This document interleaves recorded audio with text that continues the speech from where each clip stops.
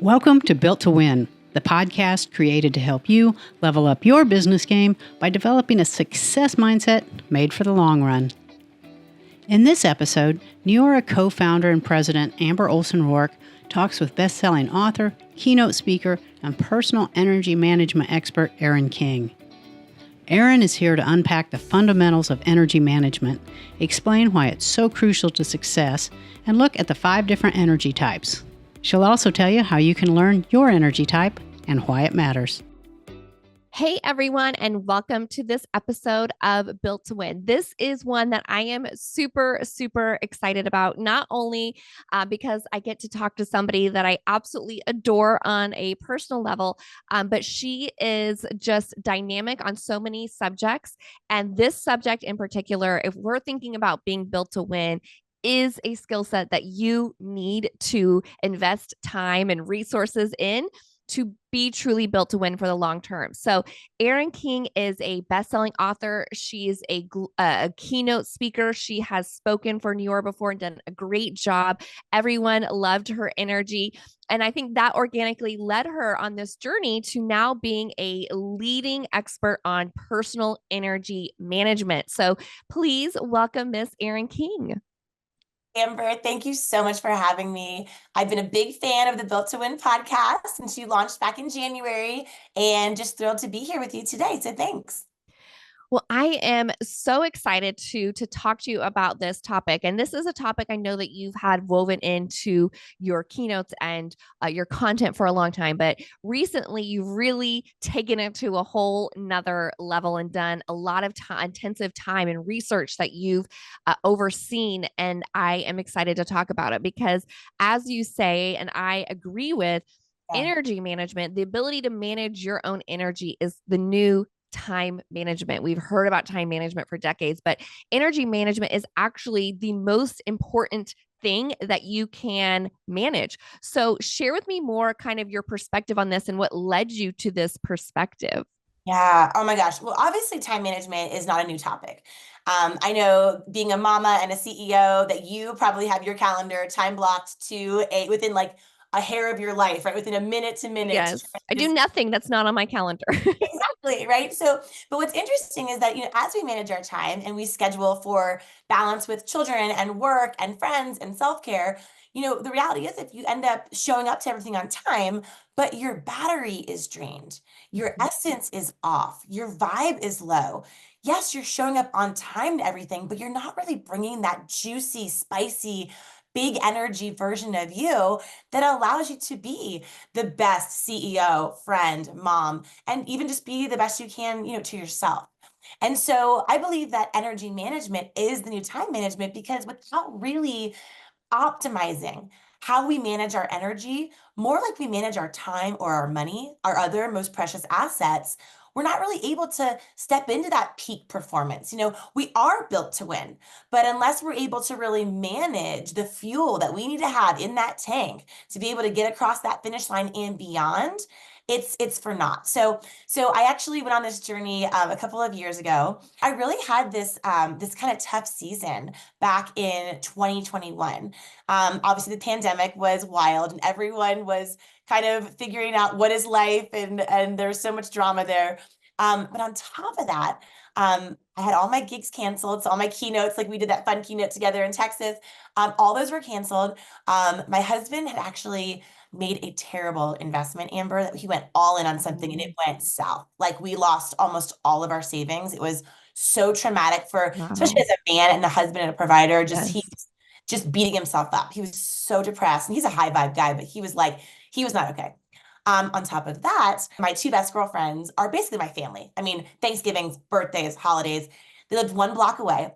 And within a month of each other, they both moved. And so for me, I was really lonely. My husband was depressed. We had lost all this money. My company was like, we were doing wild Zoom calls, but it wasn't like my usual keynote schedules, doing 48 gigs around the world. And it was just a really tough time. So we ended up doing what a lot of people did during the pandemic, and we got a pandemic puppy. She was the love of my life. I don't have human kids, so she was really the first experience of being a mother.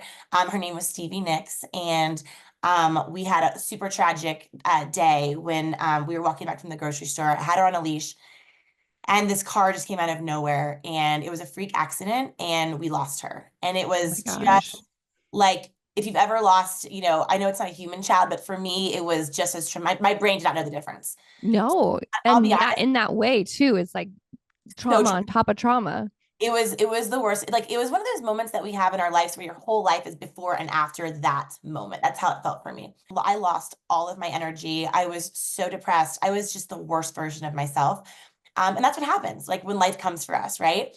On top of that, my family came out to Southern California to help cheer me up, which was kind of a big deal because my family's from the East Coast and they do not like California. So for them to come out, and my dad in particular, I was like, ooh, I must be in real trouble, right? So we were all having a family weekend, and I was starting to feel a bit better, a little bit, had my people around me. And my dad and I are very close, like you and your dad, Jeff. He's my best friend. And I noticed his head, Amber, is kind of like going like this. It's kind of shaking a little bit. I'm like, Mm, Dad, what is going on with your head? And he's a boomer, so it's like he's allergic to like illness, weakness, feelings, right. honesty about feelings. So he's like, nothing, nothing. So he had 2 glasses of wine and in vino veritas, and I asked him, I said, Dad, what's going on? So on top of everything that happened in all that happened, by the way, in about 3-4 months, and Wow. I found out my dad got diagnosed with Parkinson's disease, right?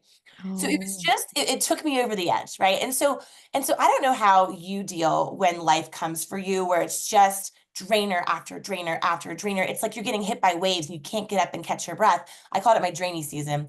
But when you're in that drainy season, we all turn to different ways to cope, right? So for me, and probably similar to you, because we're very similar in terms of being ambitious achievers, high performers, I just sunk myself into work. I was like, if I can just keep working and saying yes to everything, every opportunity, every moment, whatever anyone needs, yes, yes, yes. If I can just keep moving, I won't have to process these feelings. I won't have to deal with all of the grief and the trauma and the worry and the fear that is like taking me down, right? So it all kind of came to a head. I had done 5 different keynotes in 7 days on 5 different topics. And I was on a team Zoom with my team, and just like you, everything's very scheduled. And I have all the people on the call, and all of a sudden they're asking me questions like, what do we do with this? What do we do with that? And I feel like I can't get a full breath, like I can't breathe. And then I felt like I couldn't really hear what they were asking me. And then my vision started getting blurry. And I said, guys, I can't hear you, I can't see you, I can't catch my breath. And I collapsed on the Zoom call with everyone oh watching and my my entire team. gosh. Your And your body was literally like, sit down. it just gave up. It was like, we're done. Exactly. So sit down. I mean, I was on the floor. And so I woke up in the hospital in the ER, and my husband Hartman is looking at me, and I am thinking he is going to tell me that I had a heart attack. It turns out it was just a good old fashioned run of the mill panic attack. And it was so scary, Amber, to me to have your life change so quickly and have all of your energy and everything that motivates you. And I am built to win, but when I am not managing my energy and I am just Yeah. winning, there was no winning. It was lose, lose, lose on all sides, personally and professionally. So I basically did a very dramatic pause. I put my life on pause. I stopped doing all my keynotes. I stopped talking about digital persuasion, no more social media. I just went on this quest to figure out, like, is it possible for us to manage our energy in a way that allows us to be both high performing, but also high enjoying? Because my Mm, pattern also was like, either I'm crushing it, but I'm miserable, or I'm off the clock, I'm not making anything happen. So I wanted to understand, like, is there a way that I can solve this for myself? We power through until we can't anymore physically. We power down a little bit, but we can't afford to be on vacation forever. And then, we try to power up. We can get overwhelmed by all, like, the wellness overwhelm is real. You're scrolling through Instagram and everyone's like red light therapy and, saunas, and what is up with people like bathtubs and ice and putting themselves in cold water on purpose and like all these things, right? And you can feel like I'm not doing enough. So we right. power down, we power up, we power through, but none of these are like long-term energetic solutions to get to the core of our issues. They're just masking our energy issue symptoms. They're not really getting to the core of the source of the problem. So I hired a team of PhD researchers. We spent an entire year and we interviewed thousands of people all over the world, ages 16 to 64, about their energy habits, how they source it, how they spend it, how they save it. And what was crazy was in our study, a small subset of the people emerged. And we called them the big energy beings, the BEB, the babes for short. And the babes were people who reported having both high energy. So our scale is 1 to 7. So they said, hey, in the last 90 days, if I average my battery out, I'm at like a 5 to 7, which is pretty high energy, right? But they also scored really high in another section, which we called our high life satisfaction score. So they said, yeah, I feel present, I feel joyful, I feel successful, I feel excited about the future. Like I feel high energy, but also like I'm really enjoying the ride. So we really honed in on these big energy beings to find out like, what are they doing? And we observed the conversation. We found a lot of really juicy insights, crazy, crazy, interesting ways that they approach this. And we used all that and curated it into the Big Energy Blueprint, which is this 5-step system that I'll tell you what, Amber, like I started using it the minute I discovered it. I use it every single day, every single week, and it has transformed my life. I mean, fast forward to today, I feel like not only is my energy back, but it's higher than it was. My company is more profitable than it's ever been. I'm having a lot more fun. My health, like my Whoop scores were all in the red and the yellow. Now they're all back in the green pretty much every single day. And on top of all of that, most importantly, when I'm with my people, my friends, my family, my dad, I just feel like I'm calm and I'm present and I'm with them. I'm really vitality of reality with them. I'm listening, I'm leaning in. I'm not like, okay, I gotta get through this. And then after that, and after that, I'm not just getting through my days. So it has really transformed my entire life. I've been fortunate to teach it to some pretty big organizations. ADP and Google and Visa have all brought me in to sort of share this blueprint. And the biggest feedback that we've gotten is that their leaders have felt like when they've raised the vibe within them, they've noticed the vibe raise around them. So that's Yes. really cool to hear. Always. Yes. I love that so much. I love that, that you really dug into the research and did all of this research, and it's your lived experience and also kind of backed by science. And when you talk about, for yourself, and I think for many people have this dichotomy where it's either they're enjoying, they're just all out enjoying, or they're crushing it in their goals. And it doesn't have to be one or the other, but I do think you need to have tools in your tool belt to be able to manage that and to navigate that. So I love that. And one of the things, I actually shared this with my team in our leadership meeting, and I saw that you posted on Instagram, and it came out of this research that you were talking about. And there's a couple things that I loved about it. First, that the question was asked to people about other people that they work with or that they're around. So it's kind of other people's perception. And your research found that the number one thing that holds people back was their vibe or their way of being or their energy, or however we want to state it. So this was over their education, their skill sets, their experiences, their connections, their creativity, right? Probably the list that if we were to ask the person themselves, like, what is the thing that you think is going to take you, all the way to the top, they're going to list those things, right? They're going to list their background, their accomplishments, their education, and they probably themselves aren't going to list that their energy. And yet I see this time over time, people getting in their own way because they just don't have that way of being that, for lack of a better way to say it, attracts people to want to follow them. So I think that this is a really probably hard concept for most people to really grasp, but that this is the number one thing likely holding you back from being a effective leader. So I would love were you surprised when this came back as a top result, or was it something that you knew kind of deep down, but seeing it on paper was like, wow, it's really that real? I had an intuition that our energy supersedes our efforts. So Right. it's not that you don't have to work hard, but I knew from my own personal experience. I raised capital for one of my startups, 7 figures. PMS.com was my tampon delivery service that I had a couple years ago. I remember when I was pitching this table full of investors to back my company, and there's a huge, gigantic Mount Everest pile of tampons in the middle of this table. By the way, surrounded by all these alpha dudes that were from CrossFit, tan for beach guys. And it was actually pretty hilarious. But I remember that, when the guy that actually ended up backing me, so 11 of them said no, only one said yes. It only takes one yes to get you started. Yes. And what he said to me was, I don't really know about this business model. I'm a little confused. I'm not a tampon guy, obviously. He goes, but what I know to be true in my career, I've made a ton of money investing in entrepreneurs. And what I know to be true is I bet on the jockey. I don't bet on the horse. Mm-hmm. Bet on the jockey and not the horse. And then the message for me in that moment was like, oh, it's my energy. It's my enthusiasm. The horse is one thing, like the Right. horse, the business model, the plan, what you do, how you present, what you say, all that is important. Like you need a horse to win a race, but the energy you bring as the jockey of that horse is what people invest in, what they believe in, what they Yeah. buy into.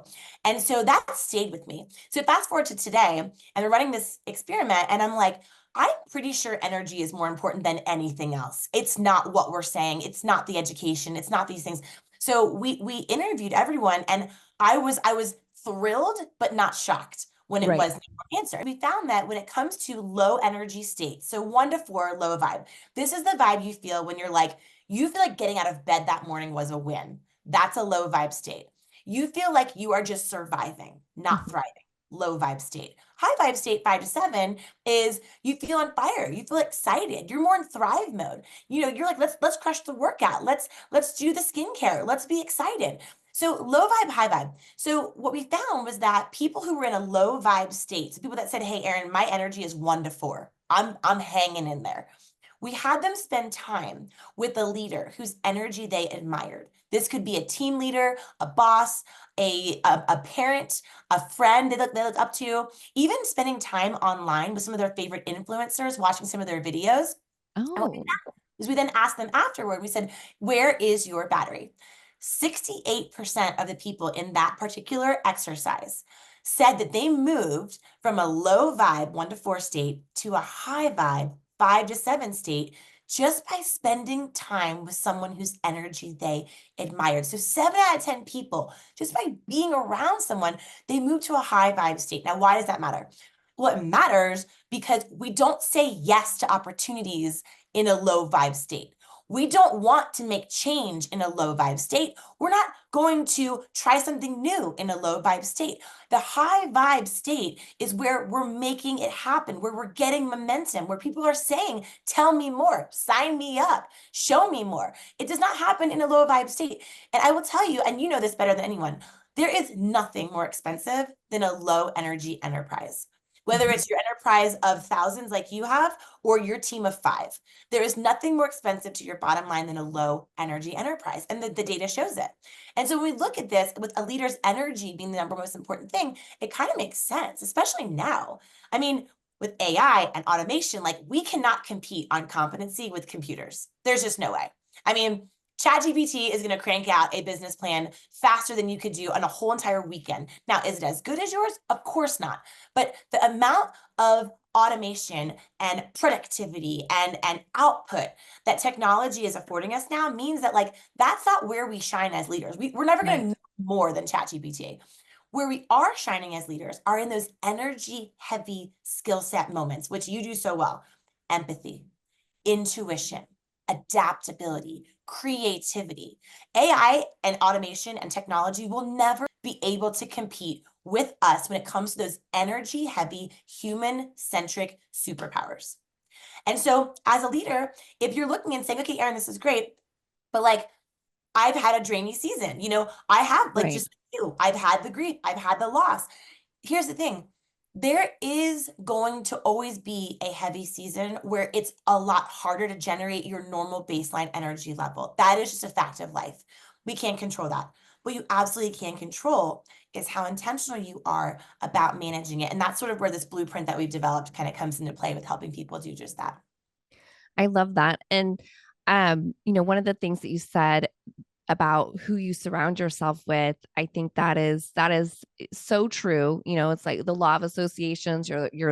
You become the 5 people you're around the most. I think people hear that, but they maybe don't understand it at that really deep level. Like you will start taking on that energy almost. And though that can either drain you or it can charge you, like you mentioned. And I thought it was so fascinating what you mentioned about people, because social media gets a bad rap and deservedly so in some ways.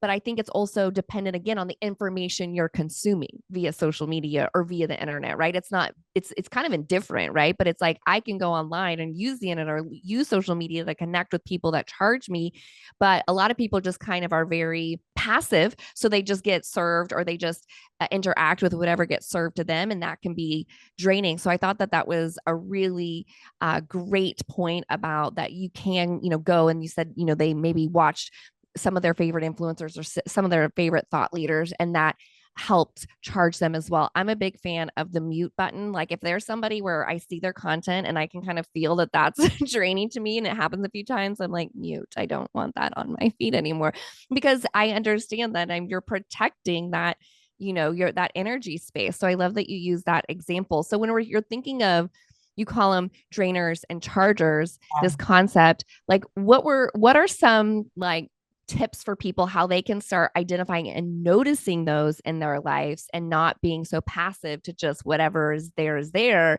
and to limit, those drainers and amplify those chargers? One great way is to be super intentional that the inputs you are taking in online and offline are showing up as the outputs in your life. So I love that you called that out. So the Big Energy Blueprint has a couple of steps. So we'll talk about the first like 3 on today's conversation. There's 5. But so the very first step is just ask. So just checking in with your battery. A lot of us, when we are just operating and running and time blocking and managing and going, we don't even stop to pay attention that our body is maybe screaming with somatic signals, like showing up in physicality. For me, my breathing, I was losing hair in the shower. I felt like I had to take breaths in between my sentences. I felt my heart racing a lot. Like these are, my body was talking to me, like, this is not the pace. And I just ignored it because I thought, you know what, just push through, power through.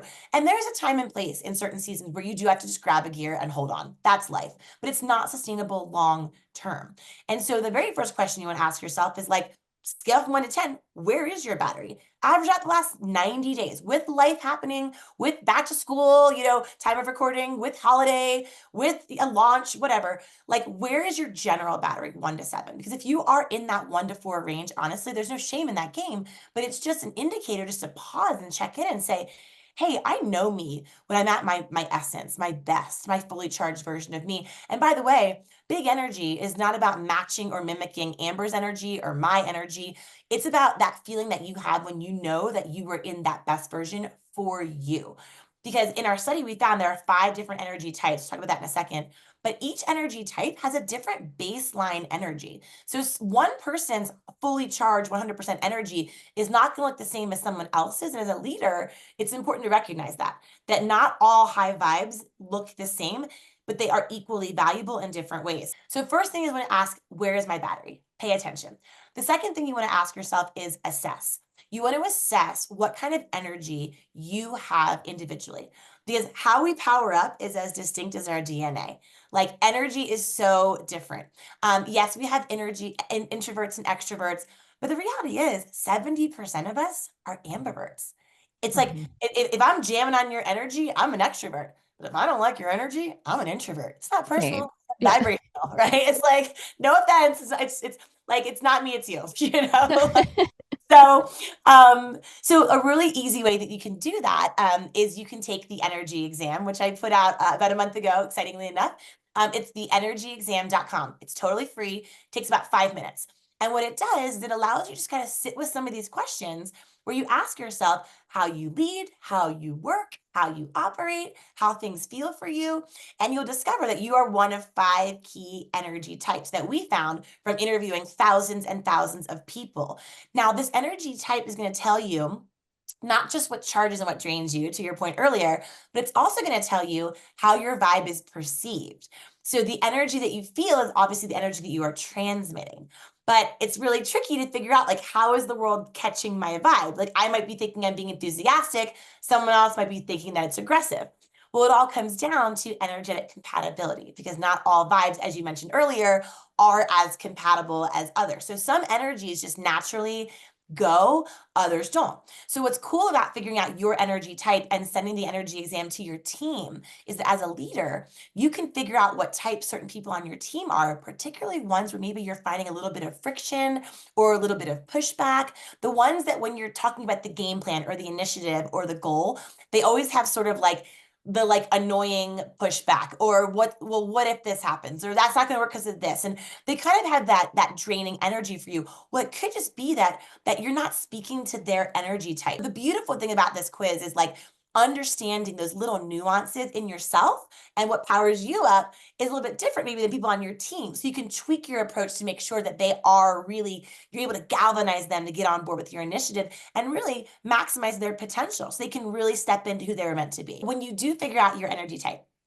it will show you a shortcut to where you power up the fastest. So on the power grid that you'll see at the top, there's all kinds of ways. So like mental, physical, spiritual, emotional, social, those are all the different spaces where you get energy, right? But on the left side of the power grid, what you'll see in your report is there are 3 key sources of energy for all of us. The first is without a sense of connection to ourselves or someone else, we feel drained. Without a sense of competence, so competence being, you're doing challenging but doable tasks with immediate feedback. Without a sense of competence in what you're doing every day, you're going to feel drained no matter how much you sleep. And then the third one is really interesting, which is a sense of control. So a sense of agency or autonomy. We know control is an illusion, right? But a sense of agency or autonomy over your destiny, over your day, over your time. And this is why Neora works so well for so many people, because think about it. You're really filling all 3 of those energetic sources: connection to each other and something bigger, competence, which is feedback. Hey, I'm progressing. I'm moving up. I'm hitting my goals. And then number 3 is control, a sense of agency over what they do with their own time, with creating their own destiny. So Neora's secret sauce is all 3 of those key sources of energy are being met in this business model, which is why it's so amazing. So if you are feeling drained and you're feeling tired, there's intrinsic and extrinsic, right? So your extrinsic drainers are dad has Parkinson's, you have a loss in your family, you have trauma. Like these are things that we can't control, right? But then we have sort of these intrinsic drainers, which is we're not setting ourselves up to have control or competence or connection. Now, the overwhelm happens when we have this power grid and you try to do all of the things. You try to have control, competence, connection, mentally, physically, spiritually. So that's when we start to feel the opposite. And what we found in our study, which is actually really interesting, is that, I think a lot of us think that the more that we do to get energy, the more energy that we'll have. Well, actually, what we found in our study was the big energy beings in our study, that they actually showed that that's not the truth. The truth is, on average, to maintain your baseline energy, it's about 32 energizing activities a week. Calling a friend, doing a workout, breathing, having a cup of coffee even, like different energizing activities. About 32 a week was the average, where that helps you maintain your baseline, right? So a couple a day. What we found is when people went above 32 activities a week, they tried to go and do and be all the things, both energy levels and life satisfaction scores dramatically dropped. More effort was not more energy. So that's the beautiful thing to understand, is like you don't have to do all of these things. Understand your energy type, and it will show you a shortcut to it's probably like, for example, if you are synergistic, the shortcut is this: connection in the spiritual or emotional. That is where you power up the fastest. If you are generative, a sense of competence in creative spaces, that makes you power up the fastest. You need to make the playlist. So a walk's not a walk. If you're generative, you want to make a playlist for your walk. You want to take a beautiful photo on your walk. You want something creative. Synergistic on your walk, you're calling a girlfriend or you're doing your prayers, right? If you are a kinetic on your walk, theirs is a sense of control and competence in the physical realm. So a walk for them is probably a run, probably a jog, measuring my steps, beat my personal best. You want to get that check mark. Yes. And then the other 2, so responsive is a sense of control in the emotional space. So that for you, your walk might just be time to quietly process, just think it through, right? For rigorous, if you're rigorous and take the test, you like a sense of competence in the mental realm. So for you, you're listening to that real heavy podcast, trying to untangle the secrets of the universe, right? Or you're trying to figure out the most efficient way to get your walk done in this amount of time, hitting these 3 milestones. So everyone's walk is not the same. And that's just one example. So when you go into the energy exam, you'll see your type. You will see this is the shortcut to your chargers and a really good indicator of your drainers, which is the 3rd step, which align. Align is the 3rd step, which is taking a look at the big energy beings. They really, really didn't disregard their drainers. If Mm. you had low energy and low life satisfaction, they had a lot of reasons why they weren't dealing with the people and the projects and the pivots that were bringing them down. Their language was very evasive on dealing with their drainers. The big energy beings, their language was not. Their language was, I try to tackle, if it happens more than 3 times, I tackle it.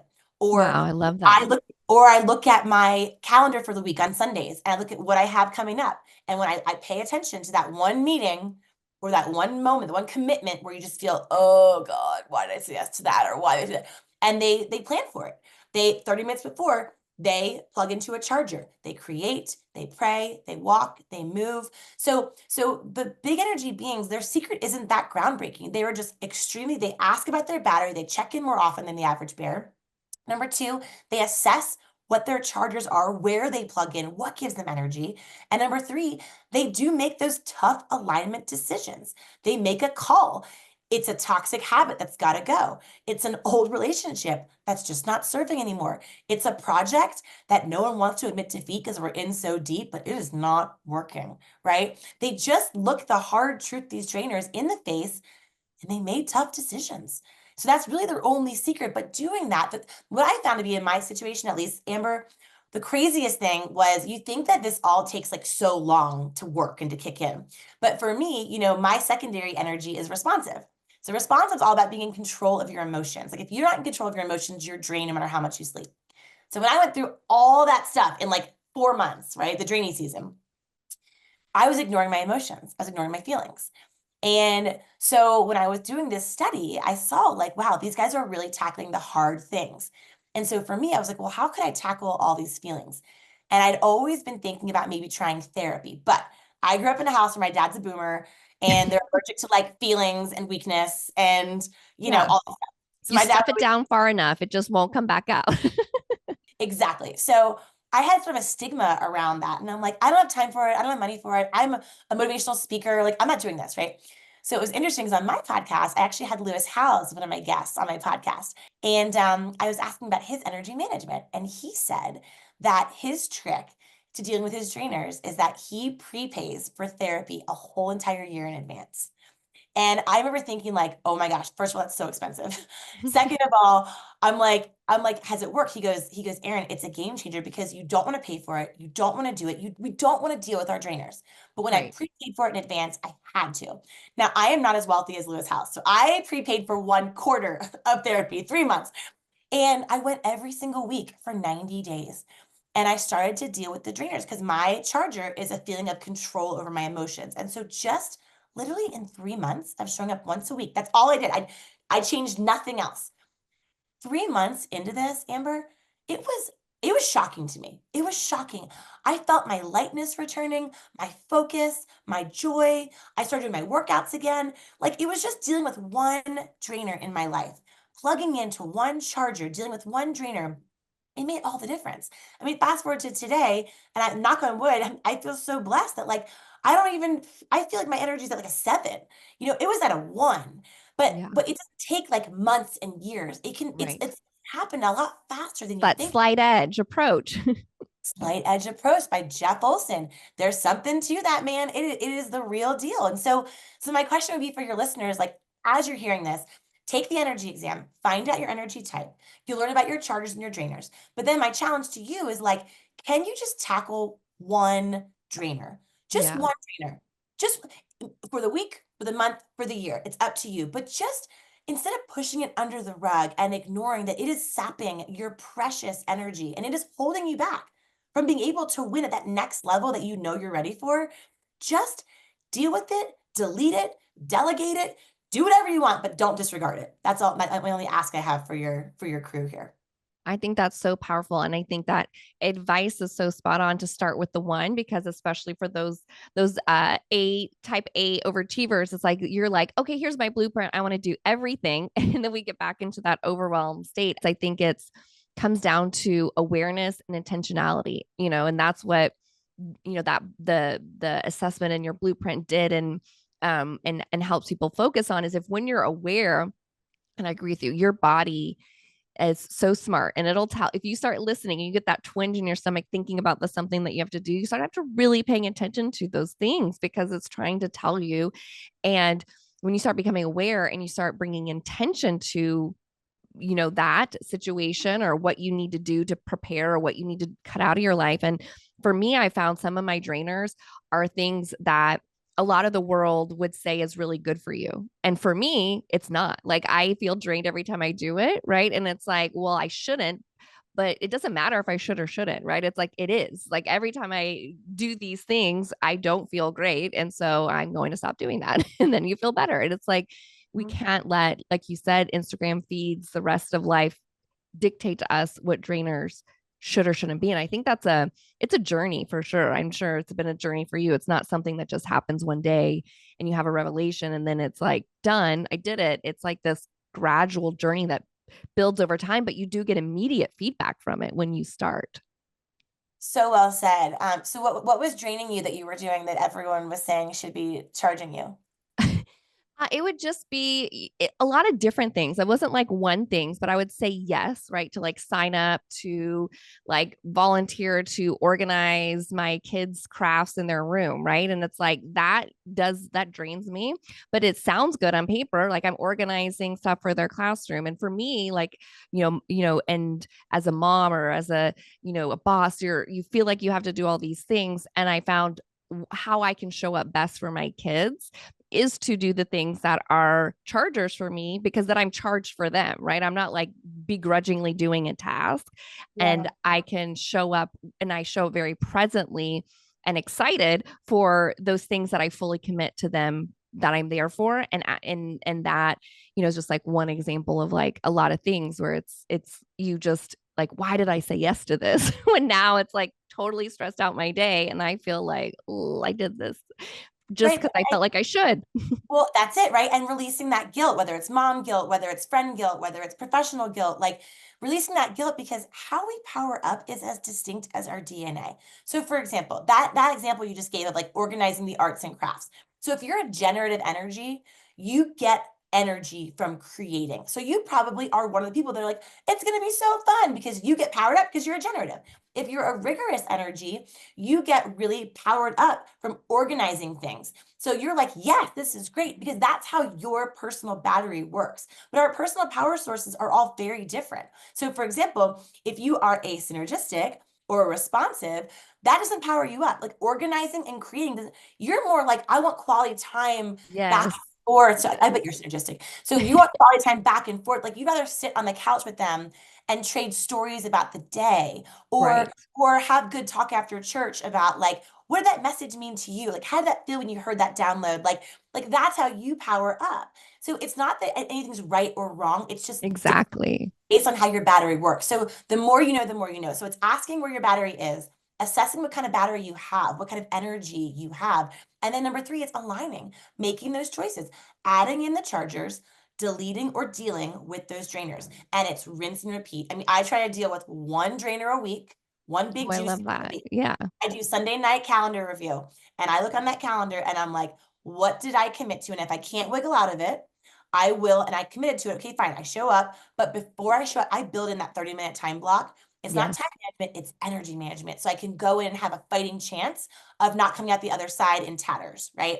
So I do the same thing, 30-minute blocks. And like, or if I know that I need to bring a lot of energy, even if it's something that I don't, dread, but it's like, I know I need my highest energy self. I block the 30 minutes and do something in that 30 minutes that I know is going to get me fired up. This is how we can start to tune in. And these big energy beings from this study, the only thing they're doing that the rest of us are not is they are just so plugged in with intentionality to how they're managing their energy, more like their time or their money. They budget it, they source it, and they spend it with intention. They listen to their battery. They know how they power up, not how everyone else powers up, how they power up. And they make those tough alignment decisions week after week. And it's one decision a week to me changes my entire life. It compounds over time. And just like Slight Edge, right? It's like Slight Edge energy version. So yeah, I love it. It's been so awesome getting to chat with you, and I loved hearing all of your great insights. Well, Amber, thank you so much. I so appreciate that. The biggest thing I think, just to kind of like leave everyone with, is that if you're in a low vibe situation, the fastest way to raise the energy around you is raise it within you. It starts with you individually, and then it spreads out from there. And it feels better for us, but also it's just such a beautiful way to positively expand that impact, at scale in our homes, in our organizations. And then eventually, it sounds beauty pageant answered, but like in the world, this is where it all starts, is with that. So I appreciate you having me on your show today. Thank you so much. And if you want to learn more about where Erin King is up to, you can go to erinking.com. Thanks everyone for tuning in. That was Amber Olson Rourke talking with Erin King about energy management. If you'd like to learn more about Erin or take her free Big Energy quiz, just visit erinking.com. We hope you've enjoyed this episode, and if you learned something from it, please share it with a friend or colleague who you think would also benefit. And if you're new to Built to Win, we invite you to go back and listen to our story from the beginning. You can find us wherever you download your favorite podcasts. And while you're there, please rate us and leave a review to let us know what you think of the show.